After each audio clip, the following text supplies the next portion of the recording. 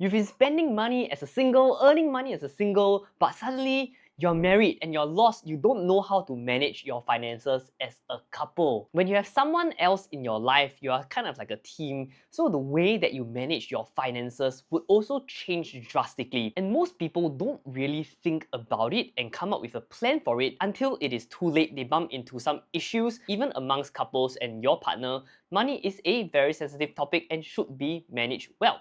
So today, I'm going to share with you how I personally manage our household expenses as a young married couple. So personally, you know I like to start businesses and run small businesses. So how I run our family finances is like running three small businesses, or rather three companies. There are three companies with three pots of different pools of money. So there's my own money, there's my wife's money, and there is the combined money that we share. So each company or each pot serves its own purpose, and each pot follows a set of rules. And these rules, which not very strict to be honest, these rules basically are just guidelines to guide us where should the money flow. When we make the money, when we make income individually, where should the money flow to which pot? And when we spend money, which pot should we spend on? This way, it becomes very clear and there is a system. When there is a system, there won't be any doubts on how the money should be managed. And of course, as situations change,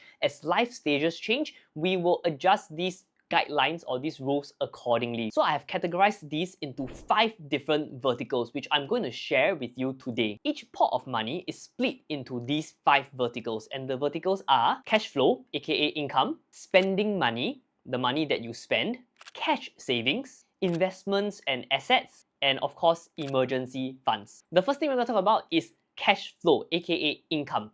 Every month when our revenue, our income comes in, we have a preset budget, and this income is categorized into the different categories within the budget like food, transport, and mortgage, and vice versa, and etc. And it is delegated into these pre-categorized budgets every single month. Similarly, what happens is every time we get our income, both of us set aside a percentage of this income which flows into our combined pot, combined joint account. So that is how our combined account gets filled up with money. So that is essentially like income. So how I see it, right, it's like paying taxes to a country. Every time we make income, we need to pay a certain percentage to our combined pot. Almost like, you know, like you're living in the house, so you must pay tax to the house. So then there is a separate pool of money that we can use for our combined expenses, which I'm going to touch on later. So no matter what happens, rain or shine, no matter how much we make every month with or without bonuses and stuff like that, a percentage of money goes into our individual budgeting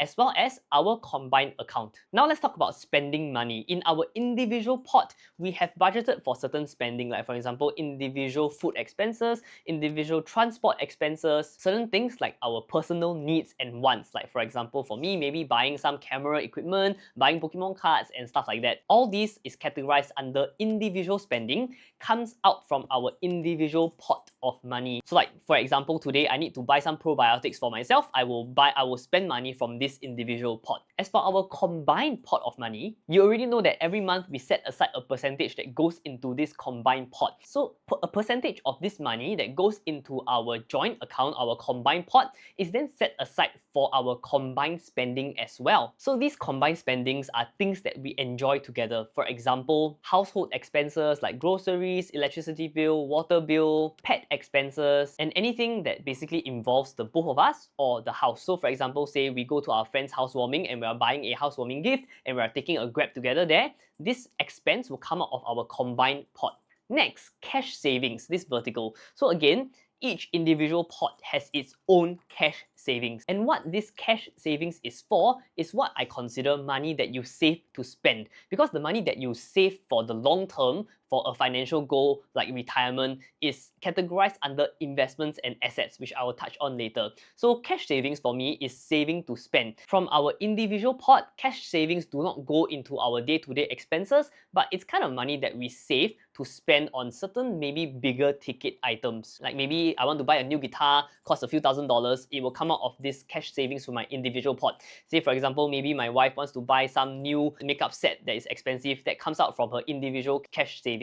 And for our combined pot, what we use it for is for certain things, like for example, say our sofa is no longer usable, we want to buy a new sofa that is probably $1,000 or more, that comes out from our cash saving. Or like certain things like, oh, we are shifting house and we need a bunch of money to do renovation for the new house, that is what this cash savings is used for our combined pot. Next, investment. So every month when we get paid, everything goes out to this budget, right? So each individually, my own pot of money, my wife's pot of money, as well as our combined pot of money, each has its own individual investments with different goals. For me, my investments are a little bit more volatile. The whole purpose of my own investments is growth. So I hold a little bit more individual stocks and maybe more volatile stuff. For my wife's own investment, it's usually in more broad market things globally. So it's less growth, but it's more stable. And also for our combined pot as well, every month, each of these pot dollar cost averages into the different assets that we consistently buy. And of course, when the investment strategy change, we dollar cost average into different things, I rebalance the assets. But basically, every pot dollar cost averages into different funds or different assets every single month. So which goes into the long-term investments. So whether it's individual or in the combined pot, all these investments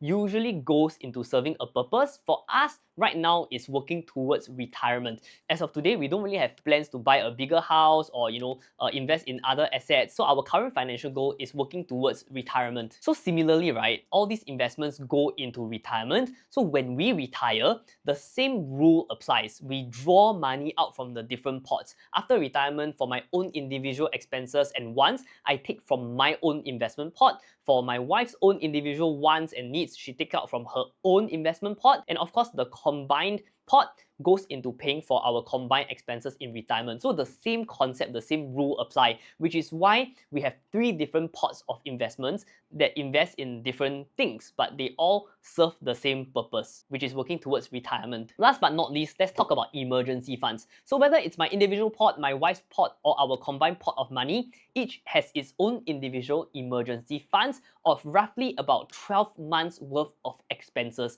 So no matter what happens, right, to each individual pot, no matter whether it's maybe I lose my job, I lose my business, or my wife loses her job, or something happens that we need to tap into our combined emergency fund, there will very unlikely be a situation that we don't have enough because we are able to survive for 12 months with zero income. That's what the emergency funds is for. Because for the combined pot of money, right, the income essentially comes from our monthly contribution. So if let's say I take a hit, right, my job takes a hit or my career takes a hit, then the combined pot will get hit also. So individually, they all have their own emergency funds, which I think is very important. The emergency funds should actually be set up even before the cash savings and the investments. So as you can see, right, each vertical and each pool of money is being governed by a set of rules, or rather, let's just call them guidelines, right? Each individual vertical and pot is being governed by a set of rules. And these rules are not here to prevent us from doing stuff, prevent us from enjoying the money we make, but it's to make it very, very clean and very, very clear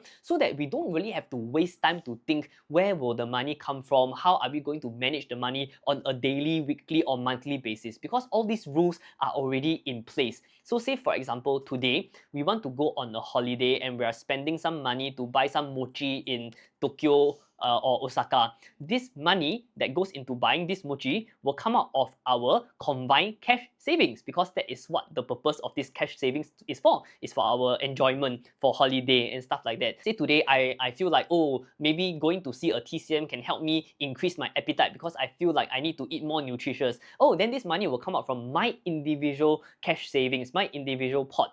If today, say I am very tired, I feel like taking a Grab and I see, wow, the Grab is $45 and I feel like, okay, today is very tired, I deserve to take this Grab. Then this will come out from my monthly cash flow pot in my individual pot. So you see, right, no matter what happens, it is very, very clear where the money is flowing, which pot we draw from. So there will very unlikely be a situation where we argue about which pot of money to draw from, where does the money flow, because the SOP is there. It is very, very clear and very, very simple. So obviously there is no correct way to do it. There's no correct way to manage a household expense or family expenses or expenses as a couple. There are some people who believe that once you get married, all the money is combined. There is no individual money and stuff like that. You should combine all the money. But there are also people who believe that even after marriage, you should keep your finances separate. So there's no correct way to do it. This is just the way that we personally decided to do it, because I think managing your family expenses like you're managing a company with some simple SOPs in place can save us a lot of pain, discussion over the long term, because the rules are very clear. Of course, these rules are not so rigid. As we grow in life, as our life stage progresses, we can make minor tweaks to this rule to continue to work for us and not against us. That's the whole purpose of coming up with SOPs, right? So this is my method. I don't really know anybody else who manages it like that. But if you do have another alternative or suggestions on how to manage money, please share with all of us in the comments. And I hope this gives you some perspective of how you could potentially manage your finances as a young couple. If you enjoy starting businesses, if you enjoy personal finance, if you enjoy some chill talk, give me a like, follow, and subscribe, and I will see you in the next video. Peace!